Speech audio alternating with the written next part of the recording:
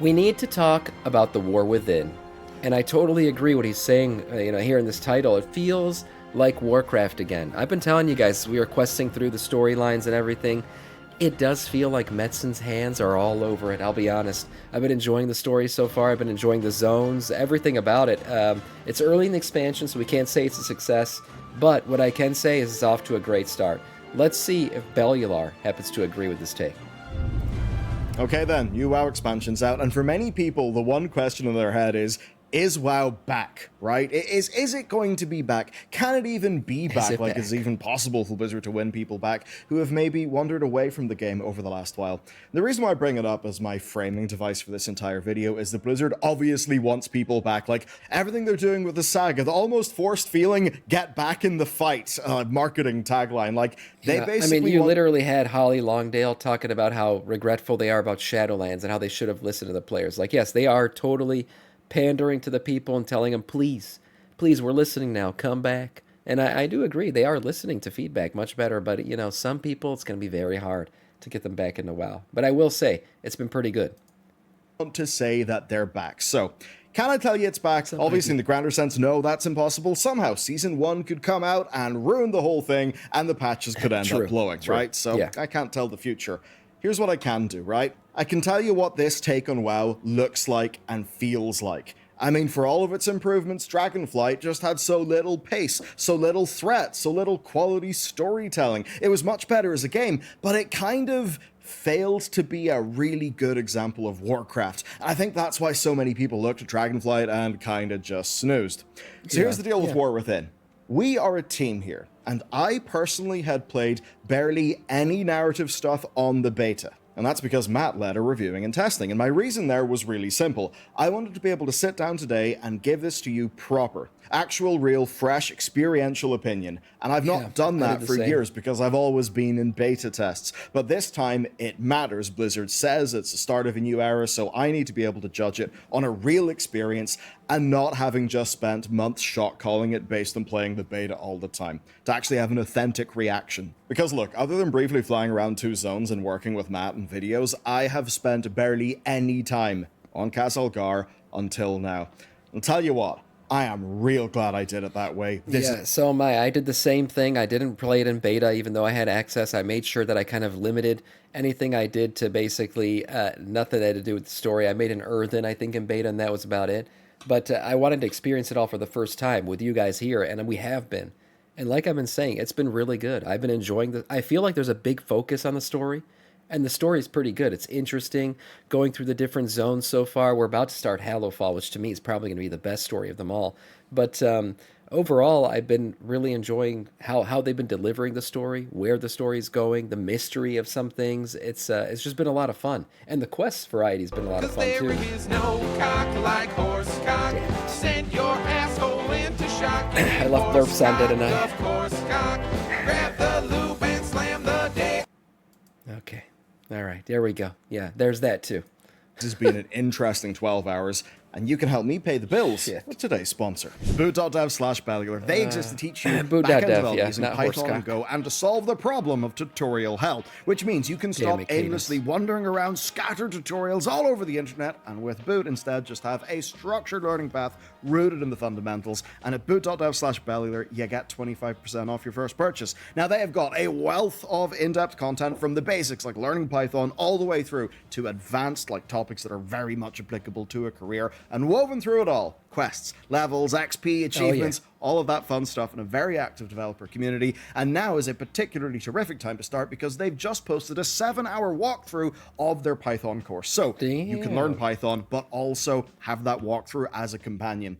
By the end of that, you will feel accomplished. Like, I remember when, doing computer science, that stuff first clicked for me at university, and it feels great. And beyond that, you'll be tackling fun problems, stuff like building a Pokedex, learning object-oriented programming through RPG combat examples, kind of leveraging stuff you understand and keeping it fun. And from my own experience, I know that self-directed learning is the best way. Boot harnesses that by giving you everything you need in one place and properly in depth. So go write a shitload of code at boot.dev/bellular. You'll get 25% off your first purchase, and that's backed by their no questions asked 30-day money-back guarantee. Ooh. And they've got free demos of all of their courses, so you can just go wild browsing about first. Thanks to them for sponsoring. Let's go. First impressions. By the way, this is spoiler-free until a short bit later on, and I will heavily signpost it, so don't worry. Feel free to listen to this video. Obviously, things will be on screen. If you don't want to see what's on screen, don't look at the screen and just have a listen. Now, the first thing to talk about is the intro. Man, the intro. I mean, look, this is definitely closer to the sort of AAA WoW quest with a fast pace that I think Warlords of Draenor managed to establish in its intro. And I know I've said this so many times that people are like, think I'm crazy. WoD had a great intro. WoD's intro quest line and story was freaking amazing. I really did enjoy it. It was a lot of fun. And I agree with him. So far, this one with the, the stakes being raised, it does feel like a lot's going on, a lot of crazy, obviously, it's not a spoiler anymore. Dalaran and everything that happens with it is pretty wild. And it's a nice launch. I think it really does elevate the danger, the sense of danger that's around us right now, and as we play through the War Within. That for a lot of people, the WoD intro got real tired because back in the day, they didn't have skips, and you might have done it 30 times. But I actually think that is the best intro to an expansion they had made. Yes. I think it clobbered every single other one that they did from then until now. This intro actually grabbed me properly, so I would say, yeah, GG. This is absolutely the opposite of the Maw intro, which was really not the nicest way to kick off Shadowlands. But goddamn, it really did set the tone for that expansion, didn't it? Now, to talk about the main story stuff in a spoiler-free way, I'm actually going to say that I'm a big fan. There is no fat on the MSQ, right? There is no fat. And this actually worried me, because people were doing numbers, right? Just crunching literally the number of quests that exist. And as it turns out, War Within will feel shorter because its main campaign is quite a bit shorter, but the actual quest count is massive because there are so many side quests. Yeah, now, I will say, people keep talking about, the campaign's too short to even get to cap level and stuff like that. You got to remember, our campaign quests are now marked, right? So whereas before you used to go into a village and literally grab all the quests, not knowing which ones were the important ones and which ones weren't, you would do all those quests, then move on to the next one. So you'd be at cap level by the time the campaign ended. Sometimes you'd be there before the campaign even ended. So, but now people are just skipping all the side quests, doing the main ones, and getting to level 78 or whatever without being capped, finishing the campaign. So the real difference to me is the little markers, right? Without those markers, people would just grab every quest and they'd be doing them all, because there's plenty of quests. There's not a shortage of those. There's just a shortage of the storyline quests. And because of the marker, people are saying, oh, there's not a lot of quests. No, it's just you're doing the quests differently now. That's probably the main thing. While the story might be a little bit shorter, that might be true, I don't think it's as short as people are saying it is. Basically, Blizzard in an interview said that they wanted to go a little bit more lean so they can just focus on the good stuff during the main quest, and for the people who want to do loads of questing and get loads of world building, they can do the side quests. Now, initially I thought, oh no, come on guys, you can't make the main story even shorter. World of Warcraft already humongously struggles getting its story across. And that's where this one actually impressed me. Yeah. The main story that I'm playing through, and by the way, I've done the first 3 zones, it is not the story of the War Within, the expansion in a grand sense. And usually I'd say that would be a bad thing, or perhaps a worrying thing. Instead, what this is the opening thrust of the expansion. That much is extremely clear. And what you get through the main quest is a strong adventure with a consistent cast of characters that... Yes, it does 100% feel like you're going on an adventure. That's the best thing about this so far, and it's something that I'll talk about later, I miss that feeling of going on an adventure in WoW.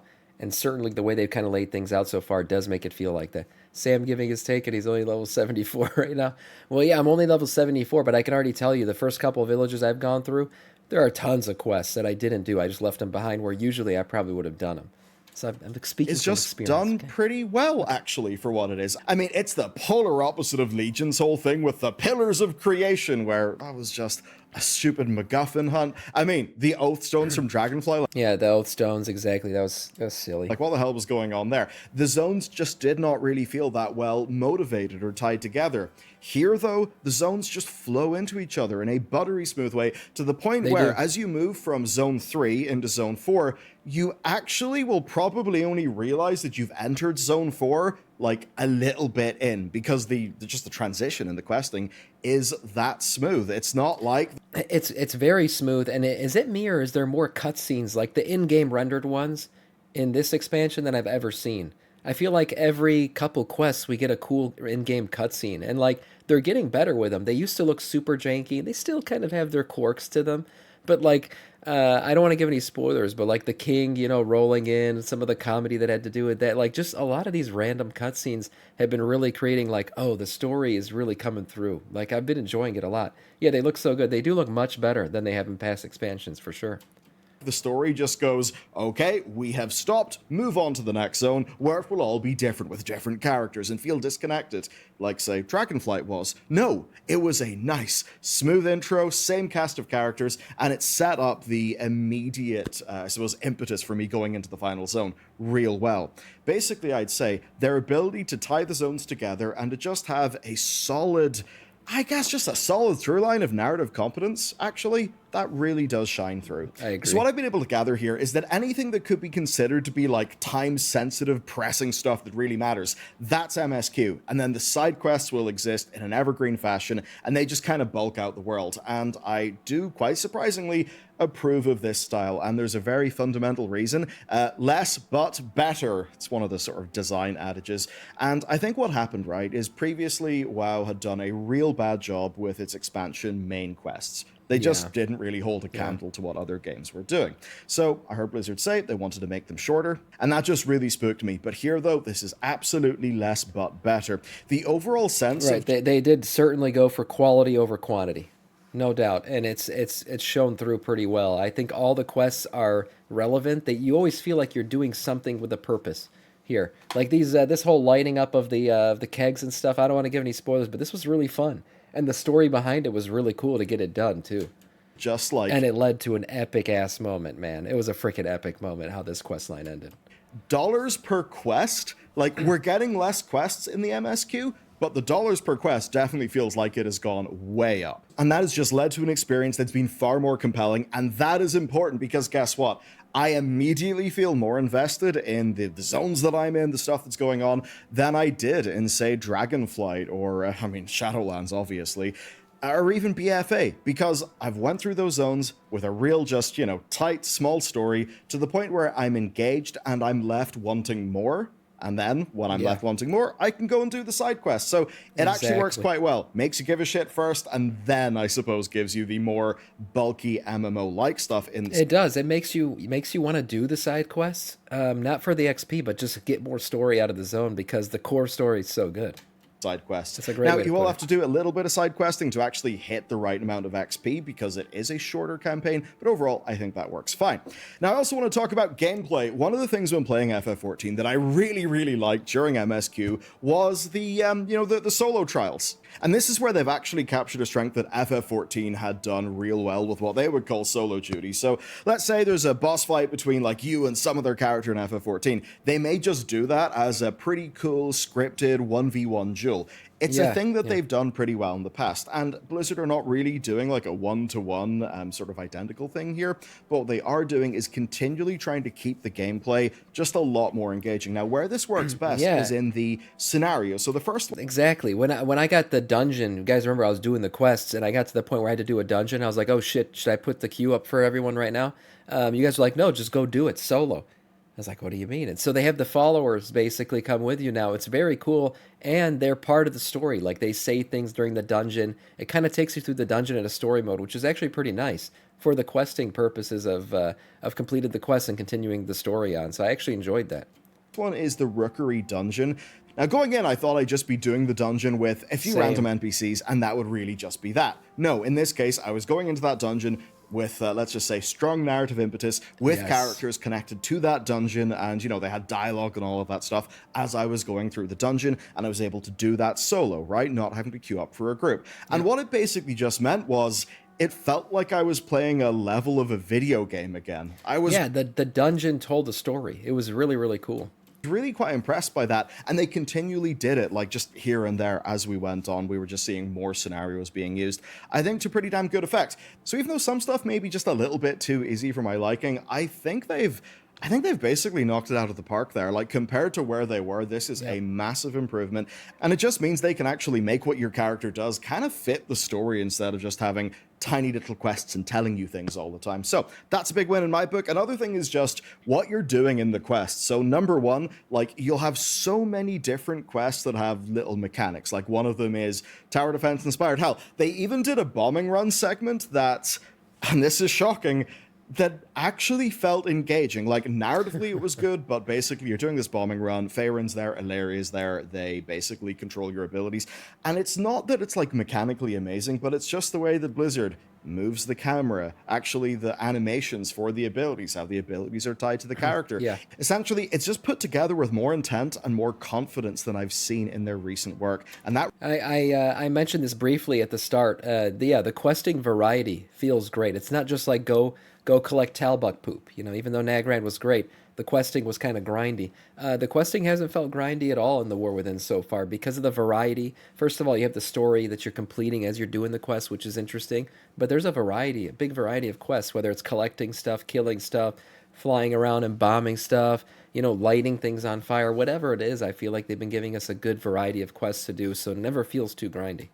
really is a plus. Then I want to touch on delves. Number one, I do actually think they're pretty engaging. They're definitely way too easy, but I think a lot of us are coming in and like eye level 500 plus, like Dragonflight characters. So at tier 1, 2, and 3, shit. we do absolutely just melt stuff. Basically, I think the strengths of delves that I talked about in previous videos based on the beta testing stuff with Matt, that is all really there. What I feel a lot more though here is in a world where you just have a better signal to noise ratio with the MSQ, basically keeping that engaging, hopping off to do a delve is a good replacement for just random quests that would have just been filler. And I think it does contribute to a more well-rounded overall experience when you're just going through the world, especially if you put on top of that like mining, herbing, fishing, all of that stuff, and picking up treasures and all of that.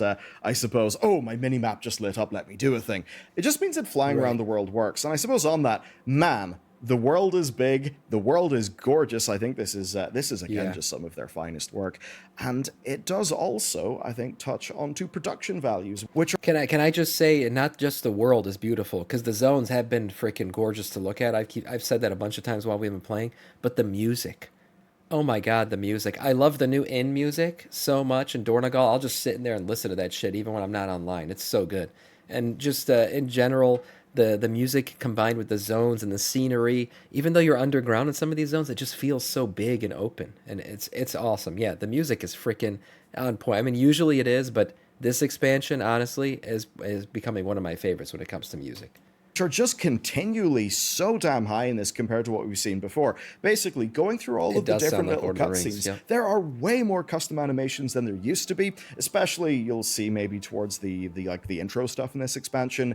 Again, just high effort, lots of custom animations, nice big custom rigs, but all actually working within the game engine, so they don't need to play some sort of pre-rendered file, which means your character can actually be there in the cutscene. Just all of that stuff is way better, and I think I just said earlier, like dollar per quest feels higher in the MSQ. That really shines in the production values, and a part of that is music. And I don't really have that much to say about music because it's one of those things, and it really must bug musicians working in games, because often what will happen is somebody will ship absolutely incredible music for a game, and then people won't really talk about it because it was just there reinforcing everything else people were doing in the game. But music doesn't often get the shout out it deserves. This is a case where it deserves a shout out. Seriously, it's so damn good. The zone music, the melodies, the instrumentation, these zones feel so much more rich. So if you are used to playing WoW without ambience and music turned on, you're totally missing out. Definitely for this expansion, have the music on. And that brings me to the zones. They are pushing fantasy damn hard in these zones. That's what I'll certainly say. I mean, the scale of the Ringing Deeps Cavern just brings to mind lots of Tolkien Legendarium art. So that 100%. They are reaching into some Lord of the Rings stuff. I mean, I commented on how Skitter is Smeagol. If you don't know that character yet, you will very soon. Awesome character, by the way. I do feel a lot of Tolkien-esque Lord of the Rings. Like I said, classic I'm going on an adventure feelings. That's how it feels. That's how this game's been feeling, and it hasn't felt like that in quite a long time, so it's been pretty nice and refreshing. That, like, just really, really works for me. I think the machine speakers are also kind of great as a little faction. Obviously, Hallowfall is basically impeccable. I love the Isle of Dorn, man, I and I've gotta not get really there. got that much into Ashkahet yet. What I will say, though, is from just playing side quests and milling about the place, Yep, high reading the little fantasy. lore collectibles and things, the world building is great. Especially in Hallowfall, you can find a lot there, and if you've noticed all those glyphs, well, yeah, people are working and deciphering them. Now, there's another thing I want to talk about, and that is tone, because, yeah, Dragonflight was weird, right? I mean, Yeah. it was like Warcraft, but without the oomph. War Within is just It was just a friendship scaly boy orgy. Let's be honest with ourselves. That's what it was. That's what Dragonflight was. Now, Dragonflight did what it had to do, and it was kind of lay a new foundation of kind of mechanics and seasonal stuff and everything for the expansions going forward. But besides that, the story is honestly pretty forgettable. Iridacron's good, but the rest of it, you let it go. So far, this story, much more serious, much more grounded, much more war, in Warcraft. That's the good stuff about what I've seen so far. massive course correction from that, but in a way that I think shows that things have been learned. The problem I had with Dragonflight is not that there were emotions in it, because there's some people, I mean, they see like Anduin having obvious PTSD from the incredibly messed up stuff that happened. And people just say, oh, but Anduin, it was the jailer's fault. Why would Anduin feel bad? Imagine how you would feel if you were locked in your own body, feeling like a physical rush as you murder people. Like, yeah, it would be pretty traumatizing. Yeah. What that, of course, does is set Anduin up for a really good character arc, which does involve him. I'm actually very excited to see where Anduin goes from here. And yes, everyone always saying he's a bitch and stuff. I mean, the guy's been through crazy shit in his life. I like to see how anybody turns out after, their mom gets killed as a child, their father gets killed when they're a teenager. They become king. First thing that happens is they go into a damn war, literally fighting the Horde again, calling up farmers to go fight at the front lines. It's crazy shit.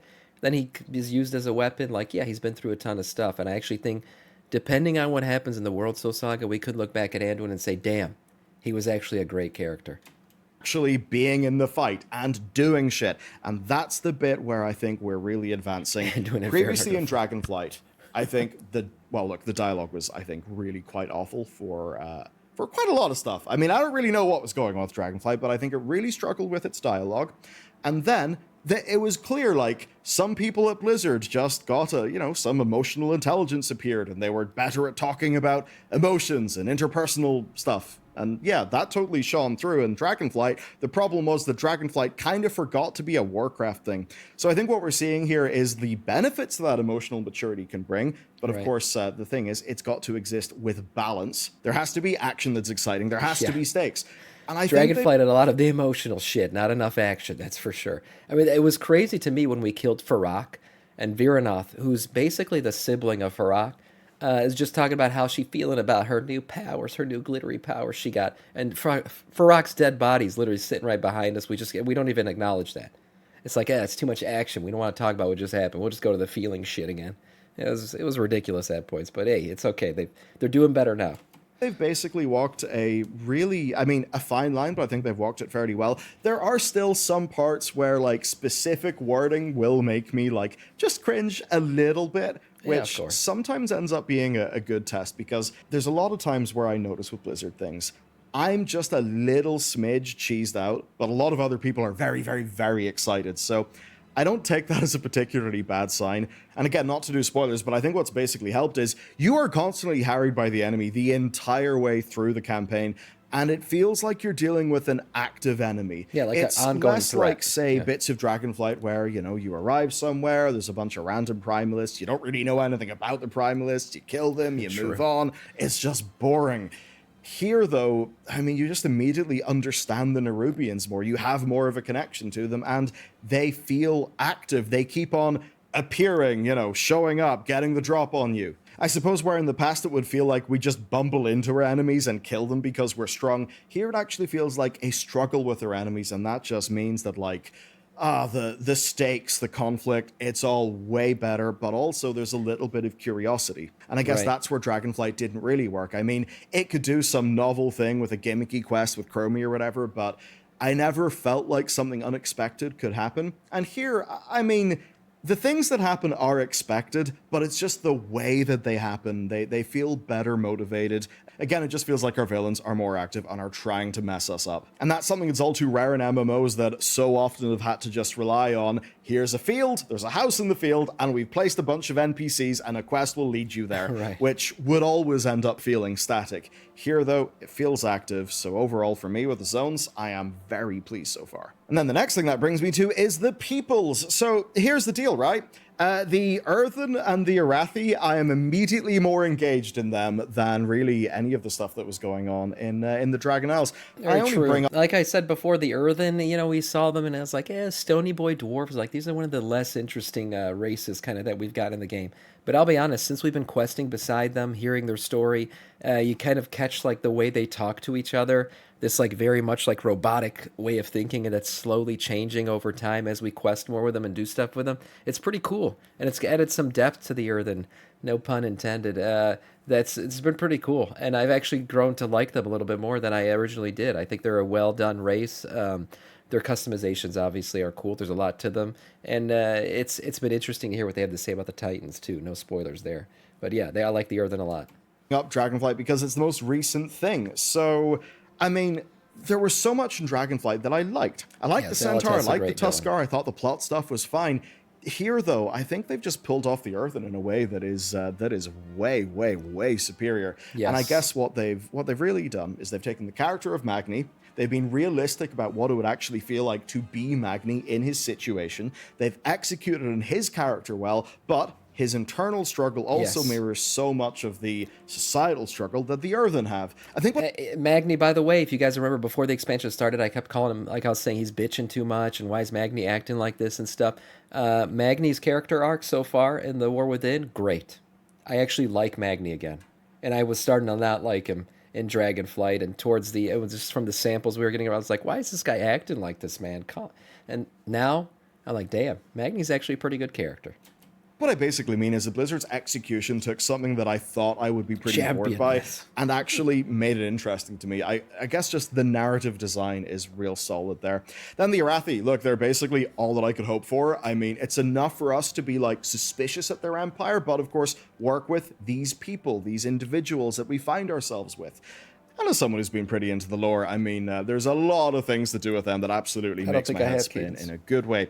Let's talk about the spoiler reactions. There are chapters in this video, so, if you don't want spoilers, just skip to the next chapter. Okay, right. Wait. I don't want what? Spoiler audio? I think we'll just cut for now. General gist of the expansion so far, great. I think we'll say that. What actually gets new people in, I think, is the sort of feeling the game is giving me now. Of course, though, what it's got to do is then properly deliver going forward. So we'll obviously have to wait and see what that is. But for now, I'm certainly feeling pretty good. And of course, to help fund my team in making all this content for you, go check out today's sponsor, boot.dev/Valular. Anyhow, with that said, let me know what your experiences have been. I'll see you next time. Yeah, great video. I didn't want to spoil anything for myself or anybody else who's watching. I just wanted to keep this video very much core to how is The War Within feeling so far. And I think we can say it's feeling pretty damn good. Honestly, it is. The story delivery, the quests, everything about it, I've been enjoying it a lot, and I hope it continues to be good.